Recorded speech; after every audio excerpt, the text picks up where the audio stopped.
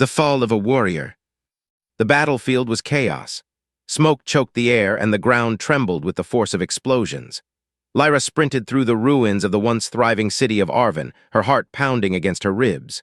Her pulse matched the frantic rhythm of war, gunfire, screams, the crackling of buildings collapsing into dust. She had trained for this, she had lived for this, but she hadn't been prepared for the sheer brutality of it. A blast erupted to her left, sending her sprawling into the rubble. Dazed, she struggled to her feet, her ears ringing. Her squad had been here moments ago. Where were they now? "Lyra, move!" A voice crackled through her earpiece, Darren, her unit leader. She turned just in time to see the enemy forces advancing, their sleek black armor reflecting the fires that consumed the city. Panic surged through her veins. She reached for her rifle, but before she could react, a deafening explosion sent her flying. Pain. Blinding, searing pain tore through her leg. A scream ripped from her throat as she landed hard on the broken pavement. Her vision blurred, and when she tried to push herself up, she couldn't.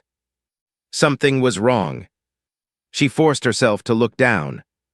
Her right leg was gone. Her breath hitched, blood pooled beneath her, dark and endless. A part of her mind registered the agony, but another part simply refused to believe it. This wasn't happening. "No, no, no, no," she whispered, her fingers clawing at the dirt as if she could hold onto something, anything, to keep herself from slipping away. Footsteps heavy, deliberate. The enemy was closing in. She fumbled for her weapon, but her strength was failing. The world around her was dissolving into darkness. She thought of her home, the people she fought for, the promise she had made to her younger sister before she left. "I'll come back." She had lied. A shadow loomed over her. The enemy soldier raised his weapon, and Lyra braced for the end. Then a gunshot, sharp, precise. The soldier collapsed beside her, lifeless. Another figure emerged from the smoke, but this one wasn't wearing the enemy's armor. He crouched beside her, pressing firm hands against her wound. "Stay with me," he said, his voice steady despite the chaos.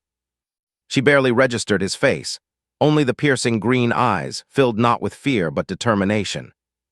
"You're gonna be okay," he promised. Lyra wanted to believe him, but as the world tilted, as the pain became too much, she let go. Darkness swallowed her whole. The stranger's oath. Pain was the first thing she felt. It came in slow, dull waves at first, like distant thunder rolling through her body. Then all at once it hit her, a deep, searing agony radiating from where her right leg should have been.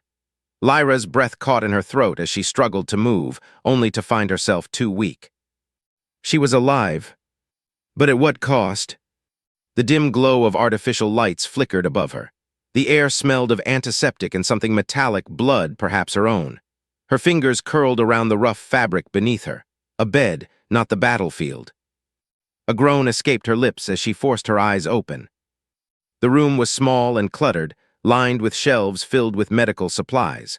Wires snaked across the floor, connecting various machines that hummed softly in the background. It wasn't a hospital, more like a makeshift medical bay. A voice broke through her haze. Finally awake. She turned her head and saw him, the man from the battlefield. He leaned against a nearby counter, arms crossed, studying her with sharp green eyes.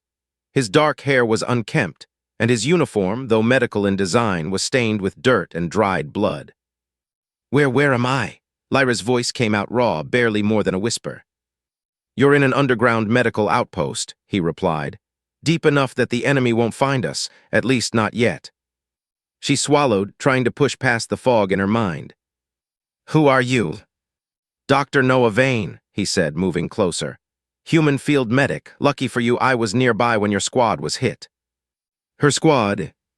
A sudden, sharp panic gripped her. "My team, where are they?" Noah's expression darkened slightly. "We only found you." The words hit harder than the explosion that had taken her leg. They were gone, all of them. A hollow numbness spread through her chest.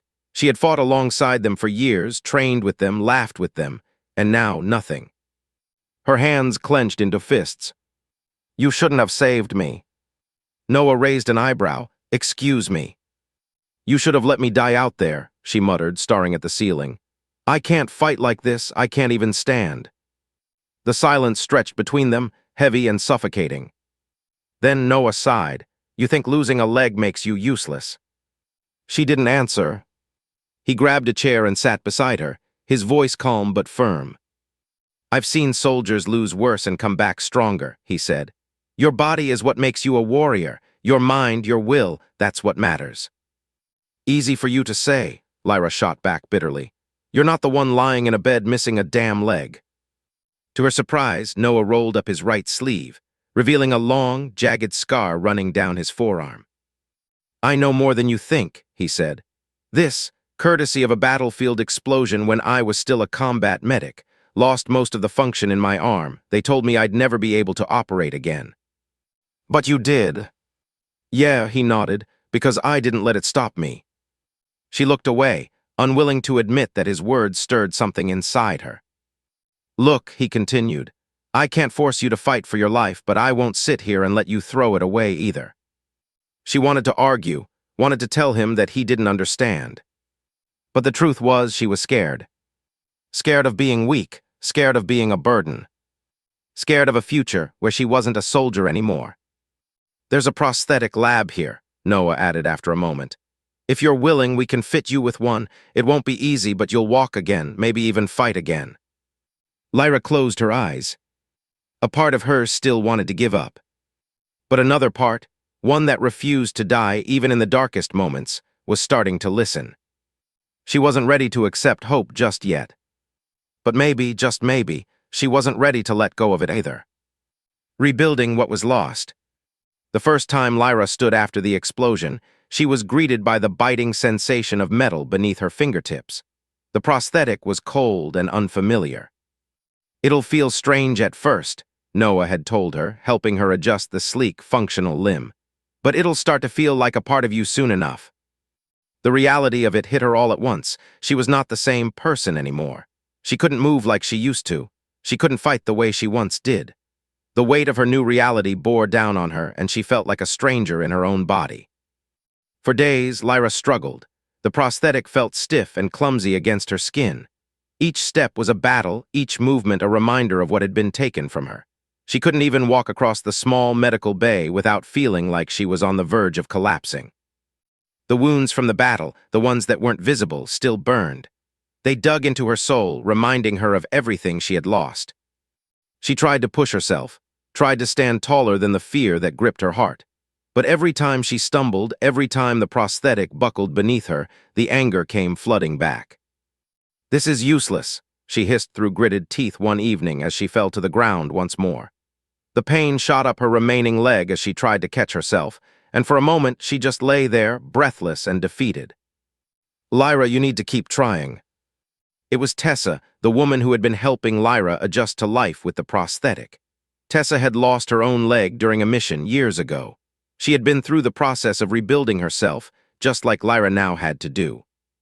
Tessa reached out, offering her hand to help Lyra up. I can't do this, Lyra's voice broke. I can't fight anymore. You can, Tessa said firmly, pulling Lyra back onto her feet. You're a fighter, Lyra, you always were. Don't let this, she gestured to the prosthetic, tell you who you are. Lyra winced as she stood up, trying to steady herself. You don't understand. I'm not a soldier anymore. I don't even feel like a person. Tessa smiled sadly. Trust me, I understand better than anyone. I lost my leg and thought the same, but I'm still here, aren't I? Still fighting, still living. It's about finding a new way to fight, a new way to live. Lyra said nothing, but there was a flicker of something in her chest. A tiny spark of hope that, for the first time in a long while, she couldn't ignore. The days passed, and slowly, painfully, Lyra began to make progress. It wasn't easy. The therapy sessions were grueling, and every step felt like climbing a mountain. But with Tessa's encouragement and Noah's patience, she began to see a new version of herself forming. The prosthetic, once an enemy in her mind, became a tool, a part of her new reality. Her muscles burned with every movement, but they also grew stronger. And though she still felt lost, though she still resented the loss, there was a small part of her that started to see a future again. Good job, Lyra, Tessa said one afternoon as she finally took several steps without stumbling. You're getting better. Lyra didn't smile, but she could feel a shift inside her. For the first time since the explosion, she felt something other than anger. It wasn't enough to erase the pain of her loss, but it was a start. Her first few weeks in the medical bay had been filled with grief and self-pity. But now, as she limped through the hallways, the weight on her chest felt a little lighter. The person she was becoming was slowly starting to take shape. That night she sat by the small window in her room, staring out at the darkened sky. The moon hung low in the distance, just beyond the ruined city. There was so much destruction, so much loss. And yet the moon was still there, it was still shining. She closed her eyes and let out a long breath, feeling the cool night air on her face. Maybe she could shine, too. Maybe her story wasn't finished yet. "I'm still here," she whispered to herself. "I'm still here."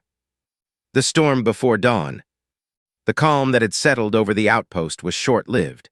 It wasn't long before the distant rumble of explosions reached them, followed by the unmistakable sound of heavy artillery. The war was closing in, and the small, underground medical station was no longer safe. "They're coming," Noah said, his voice grim as he quickly surveyed the room. "We need to move now." Lyra's heart sank. She had barely started to adjust to her new life, and now everything was about to be thrown into chaos once again. "But we just got here," Lyra protested, her hands tightening around the arms of her chair. "We can't just leave, not again." Noah grabbed her by the shoulders, his expression softening but his voice firm. "Lyra, listen to me. If we don't leave now, we'll be sitting ducks. We can't risk it." Her breath caught in her throat as the reality of the situation hit her. The sounds of gunfire in the distance were growing louder. She had no choice but to follow Noah's orders again. But her mind was filled with an overwhelming mix of emotions: fear, anger, and the raw exhaustion of having to run yet again. "Get up, Lyra," Tessa said quietly from behind her. "You've made it this far, you'll make it again." Lyra stood, her prosthetic foot still stiff beneath her. The thought of running, of moving, of fighting seemed impossible. She had just started to walk again. Could she really run? Could she really face the fight once more? Her gaze flicked toward Noah, who was already packing up supplies, his movements quick but controlled. There was something in his eyes, a determination she hadn't seen before. He had seen so much death, so much destruction, and yet he still fought for others, for her. She could do this. With a deep breath, she nodded. "Let's go." The underground medical outpost was abandoned quickly. Everyone moved in a practiced rhythm, grabbing weapons and supplies, preparing for the journey ahead. Lyra's prosthetic leg still ached, but the pain had become a dull background noise in her mind. The real battle now was inside her head. As they moved through the winding tunnels beneath the city, Lyra couldn't shake the feeling that something was off. The silence was suffocating, broken only by the soft shuffle of feet and the distant sounds of their enemies closing in. "We're almost there," Noah said, glancing over his shoulder at her. Just then, a deafening blast shook the walls, throwing Lyra off balance. She stumbled, her prosthetic leg buckling beneath her, but she caught herself before hitting the ground. She could hear the sounds of the enemy forces breaking through, the shrill whine of their ships as they descended from the sky. "Move," Noah shouted, pulling her along. They broke through the last tunnel and emerged into the open air. The sight that met her was one of devastation: burned-out buildings, charred remnants of what had once been the heart of the city. The war had taken everything. But it wasn't over, not yet. "Get to the transport," Tessa called out, pointing toward a small, armored shuttle in the distance. Lyra's heart pounded as she pushed her body to move faster, her legs aching with each step. She had never felt so vulnerable, so exposed. The weight of her new reality was more than just physical, it was mental and emotional. She wasn't the same person she once was, and there was no going back. But maybe, just maybe, there was still a future for her. They reached the shuttle just as the first wave of enemy soldiers arrived. Lyra could hear their boots thundering behind them, and her chest tightened with panic. "Get in," Noah shouted, ushering everyone into the shuttle. Lyra followed quickly, not looking back. She didn't dare. As the shuttle's doors closed and the engines roared to life, they lifted off the ground, soaring into the night sky. The battle continued below them, but for the first time in what felt like forever, Lyra was free. For a moment, everything felt still, almost peaceful. But then Noah's voice broke through the quiet, steady but strained. "Lyra," he said, turning to face her, "I'm going to be honest with you. We're not safe yet. We need to get to a secure location, and we need to keep moving." Lyra nodded, her hands trembling. She had no illusions about the road ahead. This was just the beginning, but she wasn't alone anymore, and that made all the difference. Hours later, the shuttle touched down at a hidden outpost nestled in the mountains, far from the chaos of the city. They were safe, at least for now. But as Lyra stepped off the shuttle, she noticed something strange. The quiet of the mountain outpost felt different now, as though the world itself was holding its breath. Something was about to change, something she couldn't yet see. But Lyra had learned to trust in the unexpected.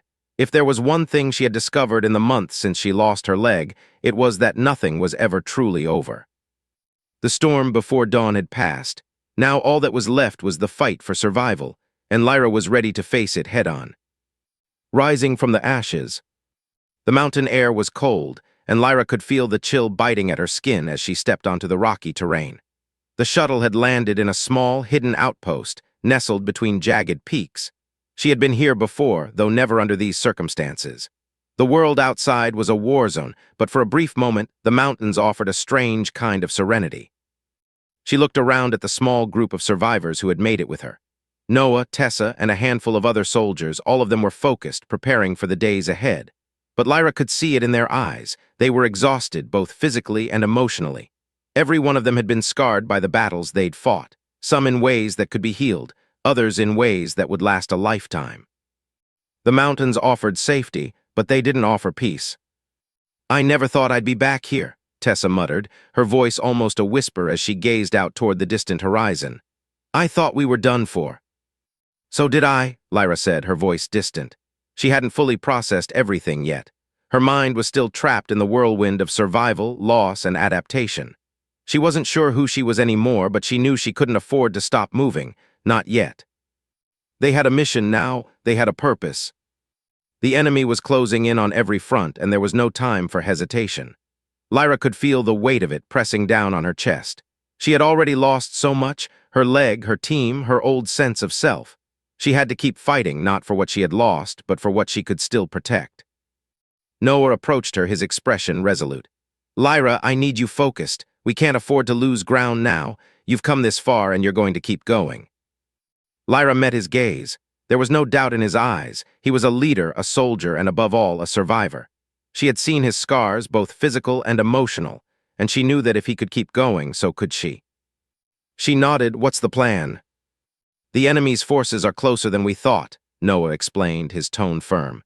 "We need to set up a defense perimeter and secure our position here. We've got a few more days before they figure out where we are. After that, we move. But for now, we prepare." Lyra glanced down at her prosthetic. It had been months since the explosion, and the pain was still there, lingering beneath the surface.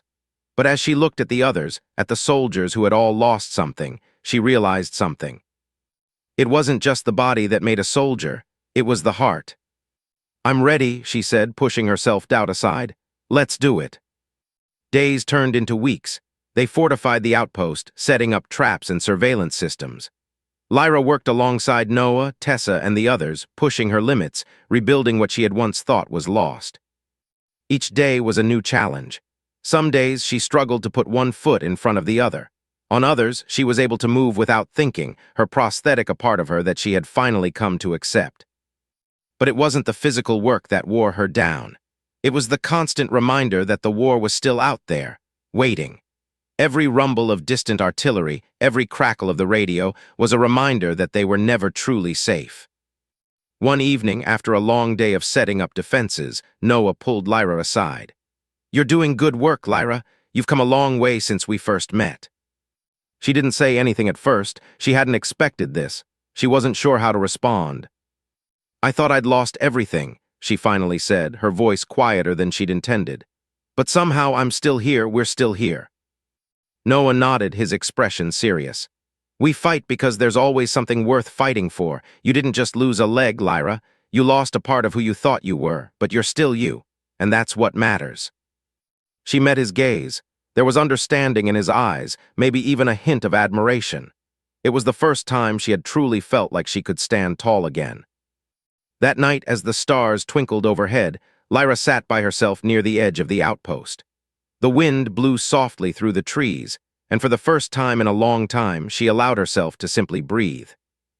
She had fought hard to survive, to heal, to find some piece of herself again, And though the war was still raging, she knew one thing for sure: she wasn't giving up. Not now, not ever. No matter what the future held, Lyra was ready. It was only a matter of time before the enemy found them. But this time, Lyra wasn't afraid. She was a warrior, and no matter what happened, she would fight until the very end. Her team would stand together, no matter the cost. The journey that had begun with loss and despair was now a fight for the future, a future that, despite everything, still held hope. For the first time in a long time, Lyra believed that the fight was worth it. And in that belief, she knew that the greatest victory wasn't just about surviving. It was about rising.